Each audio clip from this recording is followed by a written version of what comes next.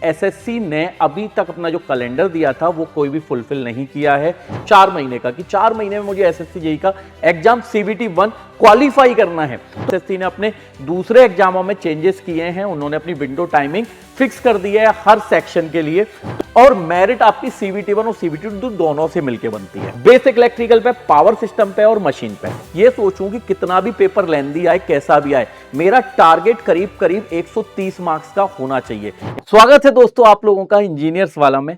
यहां पे जैसा आप देख पा रहे हैं मेरे पीछे कि एसएससी 2026 रोड मैप क्या रखना चाहिए पढ़ाई के लिए। जैसा आपको मालूम है कि एसएससी ने अभी तक अपना जो कैलेंडर दिया था वो कोई भी फुलफिल नहीं किया है। जो डेट थी, जैसे कि आपका नोटिफिकेशन की जो डेट दी थी एसएससी ने अप्रैल की, वो अभी तक नोटिफिकेशन नहीं आया। तो यहां पे क्या है, थोड़ा सा डिले हो गया है कुछ ना कुछ इशू की वजह से। और अब मैं मान रहा हूं, अब ऐसा टीम हम मानते हैं कि एसएससी का जो अब एग्जाम है वो शायद 1 से 2 महीने में, है ना, आ जाना चाहिए। यानी कि अभी जून तक आ जाना चाहिए जहां तक है, और उसके बाद 2 महीने मिलेंगे, तो करीब करीब 3 से 4 महीने में आपको एग्जाम को देखने मिल सकता है एसएससी जेई का। पर ये एसएससी जेई का जो एग्जाम है उसकी तैयारी आपको करनी कैसे है। और अब अगर मैं 4 महीने का टारगेट लेके चलूं, 4 महीने का, कि 4 महीने में मुझे एसएससी जेई का एग्जाम सीबीटी 1 क्वालिफाई करना है, तो क्या प्रोसेस होगी। तो सबसे पहले मैं जो भी नए बच्चे मैं उनको एक बार बता देता हूं कि इसमें हम क्या क्या करने वाले हैं। तो इस सेशन में हम लोग एग्जाम पैटर्न की बात कर लेते हैं। थोड़ा सा चेंजेस हो सकते हैं एग्जाम पैटर्न में भी, क्योंकि एसएससी ने अपने दूसरे एग्जामों में चेंजेस किए हैं, उन्होंने अपनी विंडो टाइमिंग फिक्स कर दी है हर सेक्शन के लिए।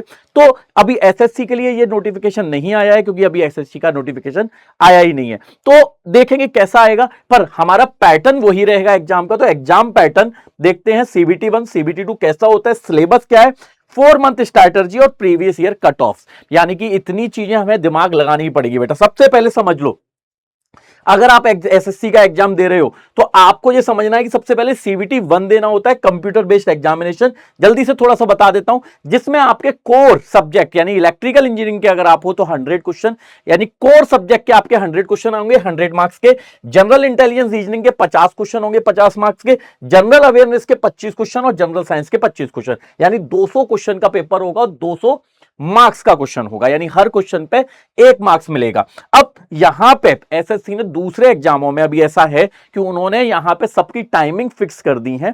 तो ऐसा हो सकता है कि इसकी भी टाइमिंग फिक्स कर दी जाए, इसको 100 मिनट दे दिए जाए, ठीक है, सॉरी 2 घंटे का पेपर है तो इसको 1 घंटा दे दिया जाए, इसको आधा घंटा दे दिया जाए, इसको 15-15 मिनट दे दिया जाए, तो ऐसा कर सकते हैं। पर अभी ऐसा कोई बताया नहीं है, एसएससी का कोई ऑफिशियल नोटिफिकेशन नहीं है। तो हमारा काम यह है कि हमें ये 4 सब्जेक्ट, ये 4 टॉपिक, हमें 4 पार्ट हमें कवर करने हैं, ठीक है। इसके बाद अगर हम इसमें क्वालिफाई कर गए तो सीबीटी 2 देंगे। सीबीटी 2 2023 के बाद ही आया है, पहले कन्वेंशनल होता था, अब ऑब्जेक्टिव होता है, ठीक है। 100 क्वेश्चन का होता है कोर टेक्निकल, यानी अब आपका यहां पे नॉन टेक्निकल नहीं होगा, आप नॉन टेक्निकल सीबीटी 1 के बाद नहीं देंगे। उसके बाद आपको कोर टेक्निकल होगा, कैलकुलेटर भी मिलेगा आपको, ठीक है। और मेरिट आपकी सीबीटी 1 और सीबीटी 2 दोनों से मिलकर बनती है, ध्यान रखिएगा, मतलब मार्क्स आपको दोनों में चाहिए। जल्दी से आपको सिलेबस बता देता हूं। अब जो बच्चे पढ़ाई कर रहे हैं उन लोगों को थोड़ा सा एक चीज समझ के चलनी है कि यहां पे अगर आप सिलेबस देखेंगे तो आपको दिखेगा एक सब्जेक्ट है आपका बेसिक इलेक्ट्रिकल, ठीक है, बेसिक इलेक्ट्रिकल। दूसरा सब्जेक्ट है मेजरमेंट, मेजरमेंट, ठीक है, मेजरमेंट। तीसरा सब्जेक्ट है मशीन, ठीक है, मशीन, ये पूरा मशीन है।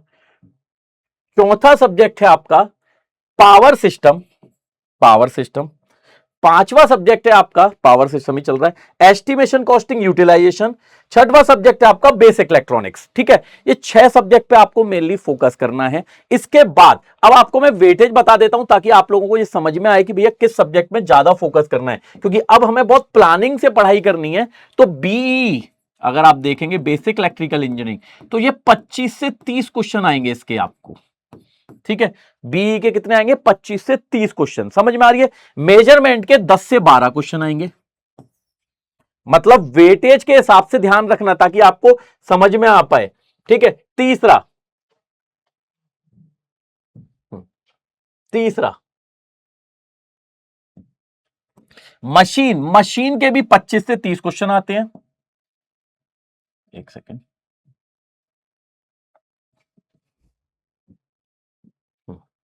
मशीन के भी 25 से 30 क्वेश्चन, ठीक है। अरे पावर सिस्टम के आपके क्वेश्चन आते हैं 15 से 20 क्वेश्चन। मतलब अगर आप इसको देखें तो आपको एक चीज समझ में आएगी। कॉस्टिंग के बता देता हूं 10 क्वेश्चन करीब करीब में कॉस्ट उसके आते हैं, एस्टिमेशन, कॉस्टिंग और यूटिलाइजेशन के, और बेसिक इलेक्ट्रॉनिक्स के 8 क्वेश्चन आते हैं। ठीक है, ये है आपका करीब करीब पैटर्न। मतलब अगर आपको टेक्निकल में नंबर चाहिए तो आपको 3 सब्जेक्ट पे सबसे ज्यादा फोकस करना है। किस किस पे? बेसिक इलेक्ट्रिकल पे, पावर सिस्टम पे और मशीन पे। सबसे पहले हमें ये 3 सब्जेक्ट पे कवर करना है, क्योंकि ये 3 सब्जेक्ट मिलकर 70% सिलेबस कवर करते हैं। इन 3 के बाद जब आपका ये सिलेबस कंप्लीट होता है 70%, तो 30% के लिए आपको मेजरमेंट, यूटिलाइजेशन और बेसिक इलेक्ट्रॉनिक्स इन पे काम करना होता है। ठीक है, तो सबसे पहले ये याद रख लें कि हमें 3 सब्जेक्ट पे मेनली फोकस करना है पढ़ाई के लिए। 4 महीने में हमें ये 3 सब्जेक्ट सबसे पहले दिमाग लगाना है। दूसरी बात, नॉन टेक्निकल में जनरल इंटेलिजेंस का सिलेबस आप देख सकते हैं, पूरा आपका general intelligence verbal non verbal आता है। इसके अलावा डिसीजन मेकिंग, विजुअल मेमोरी, यानी कि पूरा आपका रीजनिंग, प्रॉपर रीजनिंग और जो होता है वो पूरा रीजनिंग आपका आता है इसमें। ठीक है, जनरल अवेयरनेस के क्वेश्चन आते हैं। ठीक है, तो ये तो है आप लोगों का सिलेबस जो आपको पढ़ना है। दूसरी बात, अब मैं आपको एक बार सीबीटी 1 का कट ऑफ बता देता हूं ताकि आपको ये समझ में आए कि भैया क्या सिलेक्शन प्रोसीजर है और कितने मार्क्स पे दिमाग लगाना है। अगर 2024 की बात करोगे तो इलेक्ट्रिकल से बच्चे सिलेक्ट किए थे 4458 बच्चे। अगर 2025 की बात करोगे तो इलेक्ट्रिकल से सिलेक्ट किए थे 4014। मतलब 2 साल के कट ऑफ में एक चीज समझ में आ रही होगी, approximately number of student mechanical और इलेक्ट्रिकल से मिला के 4000 बच्चे सिलेक्ट करते हैं। जिसमें अगर कट ऑफ देखोगे तो 2024 में कट ऑफ है अनरिजर्व्ड का 132, जबकि 2025 में 127 है। इसका रीजन मैं आपको समझाता हूं। इस बार जो सीवीटी 1 हुआ था वो बहुत लेंदी हुआ था, यानी कि पेपर लेंदी थे। ठीक है, पिछले बार के पेपर लेंदी नहीं थे, इस बार पेपर क्या हो गए, लेंदी हो गए, अच्छे खासे लेंदी थे। यानी बच्चों का ये था कि क्वेश्चन सर 1 मिनट में बनाना थोड़ा सा मुश्किल होता है। ठीक है, इसलिए यहां पे कट ऑफ, पर कट ऑफ में कितना डिफरेंस आया, 5 नंबर का। मतलब अगर मैं ये सोचूं कि कितना भी पेपर लेंदी आए, कैसा भी आए, मेरा टारगेट करीब करीब 130 मार्क्स का होना चाहिए। यानी इसको 127 लूं और इसको 132, तो 130 मार्क्स का मेरा टारगेट होना चाहिए। और 130 मार्क्स का टारगेट मिनिमम मेरे को इतने नंबर लेके आने हैं। इसमें से 70 टू 80 मार्क्स मुझे किसमें लाने पड़ेंगे, टेक्निकल में। ठीक है, टेक्निकल में, क्योंकि नॉन टेक्निकल में हम केवल रीजनिंग पे ज्यादा अच्छे से फोकस कर सकते हैं। जनरल साइंस और जनरल इंटेलिजेंस ही बहुत परेशान करता है, जीएस जीके बहुत परेशान करता है, ये आपको पता है। ठीक है, तो इसका मतलब 80 मार्क्स का टारगेट करीब करीब हमें टेक्निकल में लेना है, 45 मार्क्स का रीजनिंग में।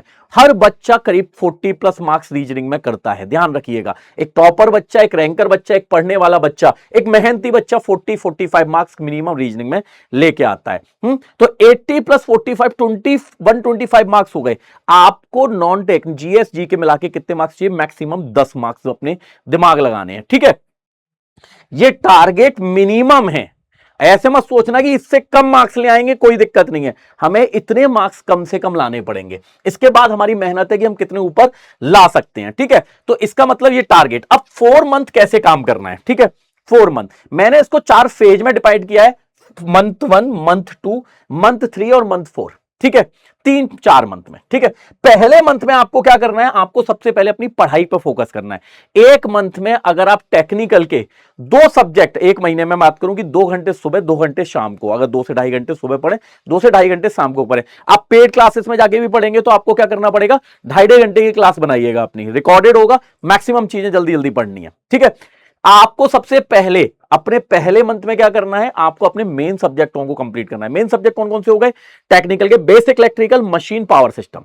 इन तीनों को आपको पहले मंथ में, यानी पहले और दूसरे मंथ में यहां पे काम करना है कि हम अपने सब्जेक्ट को फोकस कर पाए। 2 मंथ की तैयारी लेके चलनी है। आपको डेली पीवाईक्यू लगाना है और अपना बेसिक जीके अच्छा रखना है। ठीक है, मंथ 2 अगर आप यहां पे देखेंगे तो पहले आपको अपना सिलेबस पूरा देखना है, पीवाईक्यू बनाने हैं, जनरल अवेयरनेस पर रोज पढ़ाई करनी है। मंथ 2 में आपको क्या करना है, अपने जो सब्जेक्ट, आपने 3 मेन सब्जेक्ट जो थे उन पे तो काम करना ही है आपको। ठीक है, उसके बाद सेकंड मंथ में जो टाइम बचेगा, जो टाइम आपका बचेगा, ठीक है, उसमें आपको अपने रिमेनिंग सब्जेक्ट पर फोकस करना है। जैसे कि यूटिलाइजेशन हो गया, बिल्कुल ऐसे क्वेश्चन आते हैं कि हाल बन जाएंगे। इसके बाद आपका मेजरमेंट हो गया, बहुत सिंपल क्वेश्चन आते हैं। इसके बाद आपका बेसिक इलेक्ट्रॉनिक्स हो गया, बहुत सिंपल क्वेश्चन आते हैं। ये आपको फोकस करने हैं। यानी पहले 2 महीने में आपको अपने सिलेबस में 1.5 महीने 3 सब्जेक्ट को देने हैं और फिर 1 महीना अलग से आपको अपने रिमेनिंग सब्जेक्ट को देने हैं।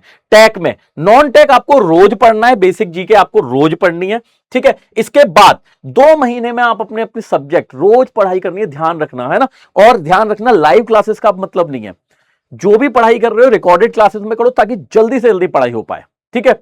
तो 5 घंटे आपको रोज अपनी टेक्निकल की क्लासेस को देने हैं, 1 घंटा आपको जीके को देना है, 1 घंटे आपको रीजनिंग को देना है, ठीक है। जीके जीएस को 1 घंटा देना है। 1 से 1.5 घंटा कर सकते हो, 5 और 3 8 घंटे, 8 घंटे की तो आपको पढ़ाई करनी है, और 2 से 2.5 घंटे आपको फिर पीवाईक्यू लगाने हैं।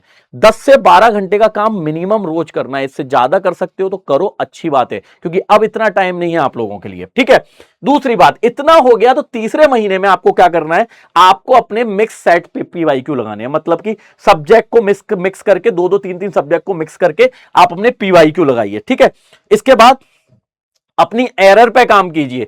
तीसरा मंथ हमेशा किसके लिए होता है कि हमने जो पढ़ाई करी है उसका रिवीजन कैसे कर रहे हैं हम लोग, हमारी जो गलतियां हो रही हैं उस गलतियों पे काम कैसे करना है, ठीक है। और जितने पीवाईक्यू लगा रहे हैं उसमें जितनी गलतियां हो रही हैं उसको कैसे सही करनी है, यानी पढ़ाई, शॉर्ट नोट्स प्रॉपरली तीसरे महीने में काम होते हैं। साथ में पीवाईक्यू के साथ में 3-3 4-4 सब्जेक्ट के मॉक टेस्ट लगाने हैं, मिक्स करके लगाने हैं, नॉन टेक मिक्स करके लगाना है, अपनी टाइमिंग को ऐसे बनाना है, ठीक है। लास्ट मंथ आप लोगों के लिए होगा केवल और केवल रिवीजन का और मॉक टेस्ट का, यानी कि पढ़ाई लास्ट मंथ में बंद कर देनी होती है जनरली, और करना क्या है, केवल मॉक टेस्ट लगाने हैं। ज्यादा से ज्यादा मॉक टेस्ट लगाओ, अपनी एररों पे काम करो, और इसके बाद चौथे महीने में जब आपका पेपर की डेट भी आ जाएगी तो केवल और केवल आपको ज्यादा से ज्यादा मॉक टेस्ट देने हैं। जितने ज्यादा आप मॉक टेस्ट दोगे उतनी ज्यादा आपको क्या मिलेगा, बेनिफिट मिलेगा। मॉक टेस्ट का तरीका यह होगा, कभी भी आप पीवाईक्यू लगाते हो या कोई भी डीपीपी या टेस्ट लगाते हो तो आपको सबसे पहले वो लगाना होता है। जब वो लग जाता है तो उसके बाद आपको ये दिखता है कि कितना सही किया है मैंने और कितना गलत किया है, ठीक है। जितना सही किया उसको एनालिसिस करो कि क्या सही था, जो हमें सॉल्यूशन दिया है क्या वैसा ही मैंने कुछ किया है या अलग किया है, तो मेरे सॉल्यूशन से आंसर क्यों नहीं है, मेरे सॉल्यूशन से आंसर ऐसा आया तो उसको कनेक्ट करो। अगर गलत किया है, हाँ, तो गलत पे ये एनालिसिस करो, ये मत करो कि उसको आंसर को याद कर लो सही वाले को, नहीं, आप ये देखो कि आपने क्या गलती की और आप इसको सही कैसे कर सकते हो, ठीक है। हमेशा ये ध्यान रखो कि लाइफ में सिलेक्शन तब होता है जब आप अपनी गलतियां पकड़ लो, क्योंकि मेजॉरिटी ऑफ बच्चों को कंटेंट समझ में आता है और मेजॉरिटी ऑफ बच्चे पढ़ाई कर लेते हैं, ठीक है। वो केवल ये चीज नहीं कर पाते, जो अपनी गलतियां होती हैं उन पर काम नहीं कर पाते। तो आपको सबसे पहले ये करना है कि देखो 70 नंबर कोई भी अगर टारगेट होता है एग्जाम, तो 100 में से 70% बच्चा हर कोई करता है, ठीक है।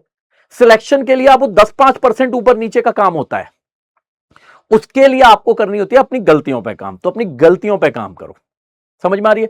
तो ये स्ट्रैटेजी फॉलो करो 4 महीने की, और कोई भी अगर आपको दिक्कत है तो आप मुझे टेलीग्राम पे जुड़ सकते हो, लॉरेंस सर PW, ठीक है। कोई भी आपको पूछना है, कुछ पूछना है एसएससी के लेके या किसी भी चीज को लेके, पढ़ाई को लेके, अपने पीवाईक्यूज को लेके, जो भी आपको डिस्कशन करना है आप मुझसे टेलीग्राम पे जुड़ के बात कर सकते हो, लॉरेंस सर PW। इस टेलीग्राम चैनल की एक और खासियत है कि इसमें बहुत सारे रैंकर्स और बहुत सारे स्टूडेंट हैं, हजारों स्टूडेंट हैं इस चैनल पे। तो आपको एक और फायदा मिल जाएगा कि आप अपने सीनियर से, जो रैंकर्स हैं, उनसे भी ये डिस्कस कर सकते हो कि उन्होंने क्या स्ट्रैटेजी फॉलो करी है, ठीक है। इसके अलावा भी हम लोग भी प्लान करते रहते हैं सेशन, तो वहां पे भी आपको कुछ ना कुछ फायदा मिलेगा। साथ में अगर आपको इस सेशन से लेके या कोई भी चीज को एसएससी से लेके आपको अगर कुछ भी पूछना है तो आप कमेंट सेक्शन में पूछ सकते हैं, हमारी टीम उसको मॉनिटर करती रहती है। और अगर आपको कोई सजेशन है आपको कि एसएससी में आपको क्या चाहिए पीडब्ल्यू की तरफ से, तो उसके लिए भी आप सजेशन कर सकते हैं कमेंट में। इसके अलावा मिलेंगे नेक्स्ट सेशन में, इसके साथ में और भी आपके लिए कुछ इंटरेस्टिंग चीजें जो आपके लिए जरूरत है पढ़ाई के लिए, वो मैं लेके आता रहूंगा, और साथ में जो भी तैयारी के लिए आपकी जरूरत होती है उस पर भी हम लोग काम करते रहेंगे। मिलते हैं नेक्स्ट सेशन में, शुक्रिया, थैंक यू।